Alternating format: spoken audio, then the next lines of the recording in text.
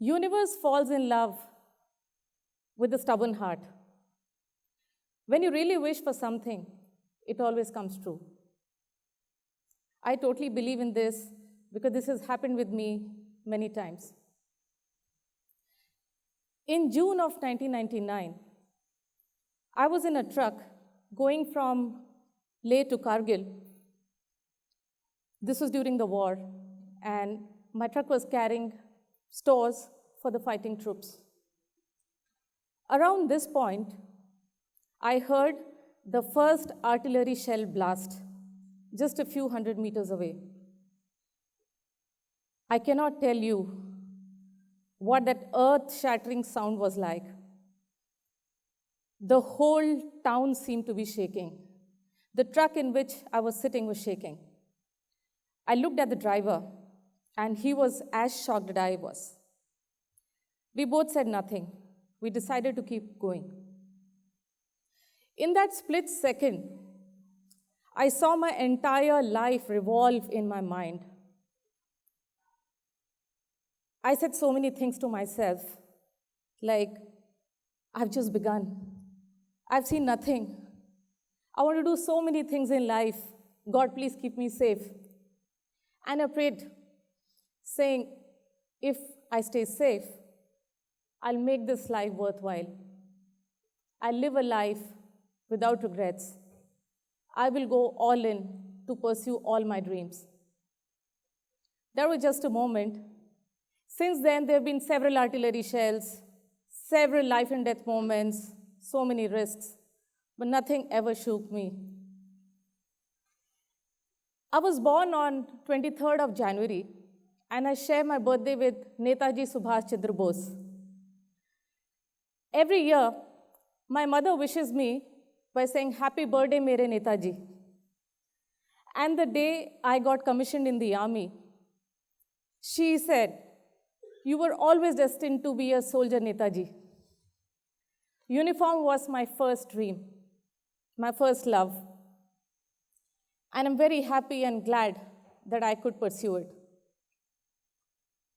I'll tell you a story from when I was 5 years old. We come from a conservative UP family which lives in a rural village. My parents and I, we went visiting them. There, men and women are treated differently.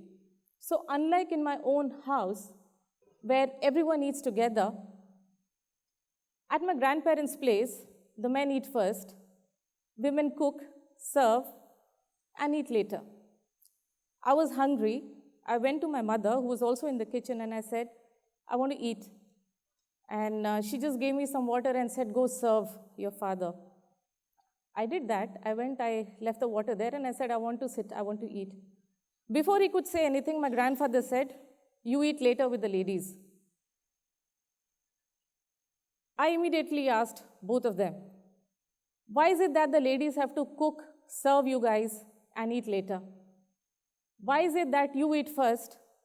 Why is it that I can't join you?" So when I asked so many questions, my father said, "Go get your plate. Come sit, eat with us." So my first fight for gender parity or a seat at a table started when I was 5 years old. I guess I just started asking the right questions without fearing for consequences. And I continue to believe that I was an equal, or at times better, to make sure I work hard enough and always be meritorious. Having said that, coming from a family from a rural background, our lives could have been really different, but for my parents. There was a time when relatives told my parents, "Don't educate the girl so much, focus on the boy." The logic being, we will not find good guys to marry if you are overqualified. I'm glad my parents never paid a heed to any such advice, and they always believed that we were at par with my brother. My brother has remained my idol and a mentor all through our lives. So not just me, I would say my entire family worked hard. They went all in to make sure we are who we are. Any short people play basketball in this group? Awesome. So I'll tell you a story from when I was 13. I'm 5'2". I wanted to play basketball. And everybody told me, it's a game for tall people, you're wasting your time. You'll never do well. Better study. I wanted to play. So I realized that I could do only well at this game if I practiced long distance shots, the three-pointer shots. And that's exactly what I did. Every free minute of my growing years was spent in a basketball court, shooting and practicing three-pointer shots. And with my 5'2", I managed to represent the school region 3 times at the national meet, consecutively for 3 years. When I joined the Army Academy, I was captain of my basketball team. And not just that, what I was very happy about was that I was the only lady cadet with 11 gentlemen cadet to represent the academy basketball team. I think for a small person, that gave me a lot of joy. And what also makes me happy is my 12-year-old son today plays basketball. He says he draws inspiration from his mother. And he's shortlisted for state trials under 13. I guess that's a very proud moment for me. So I joined Army. When I went to the academy, from several thousand applicants in the last 35, it was a proud moment. I remember going all in. I remember that Chennai heat, mental, physical, emotional rigor, didn't feel like anything because I was so driven. I loved it so much. And I remember when my parents came and saw me after 6 months, I looked like this small, dark, tanned boy. They couldn't even recognize me. I cannot explain that feeling. It was so tremendous. Getting used to the curious looks in uniform was interesting. It took some time because in 1996, the Women's Commission was still very nascent. People often wondered, and they gave those looks, wondering if I could be as good as my male colleagues. I wasn't surprised. It's a male-dominated organization. I knew one thing. If I run hard, if I shoot straight, and I do my professional work right, which was handling supply chain, logistics for the Army, I knew I would never be treated as anything else but a lieutenant, a captain, and a major. And that's how it was. In '98, I volunteered for a Ladakh posting. Those years, they never posted women to high altitude unless they volunteered. I loved Ladakh. It was breathtakingly beautiful, peaceful, and there were no tourists in those days.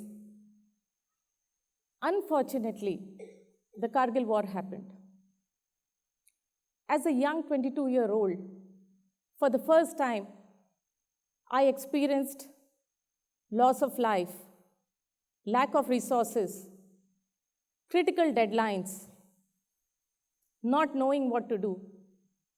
I remember working day and night, not sleeping a wink, keeping in mind that they were those brave colleagues in active combat, in that inhospitable terrain.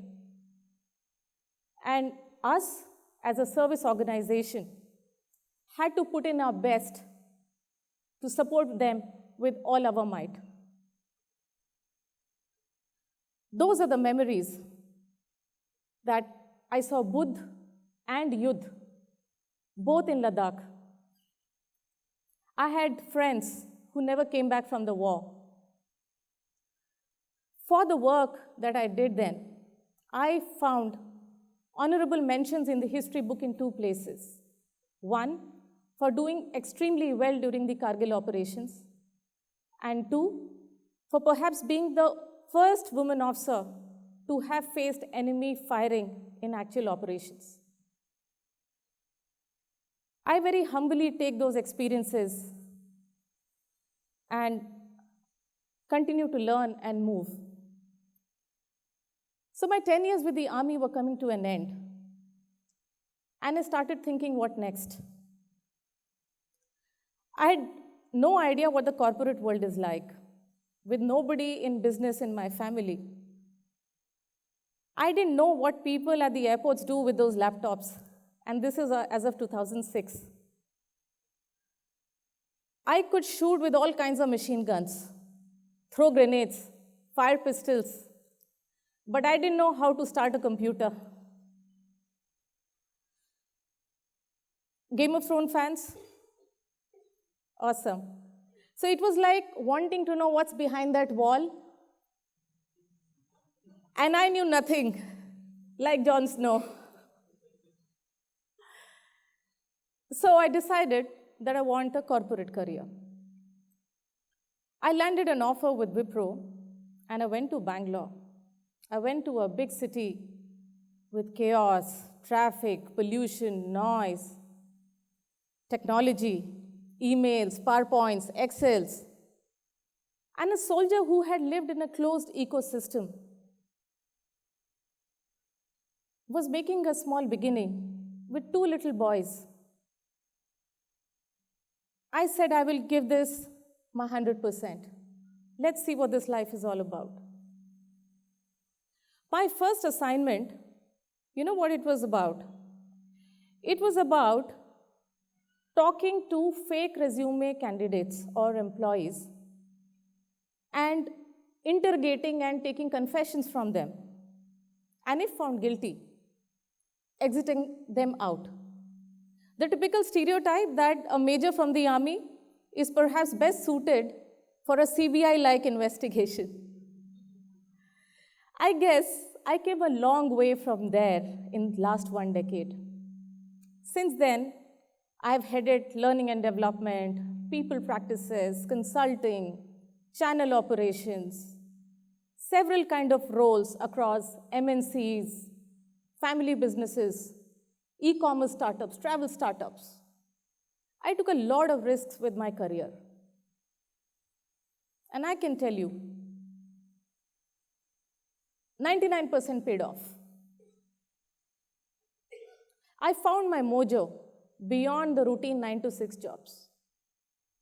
I volunteered to run community programs, women empowerment cells, fitness clubs. When I was in Myntra, I remember traveling to far-flung delivery centers just to build a connect and bring in the common culture all over the country.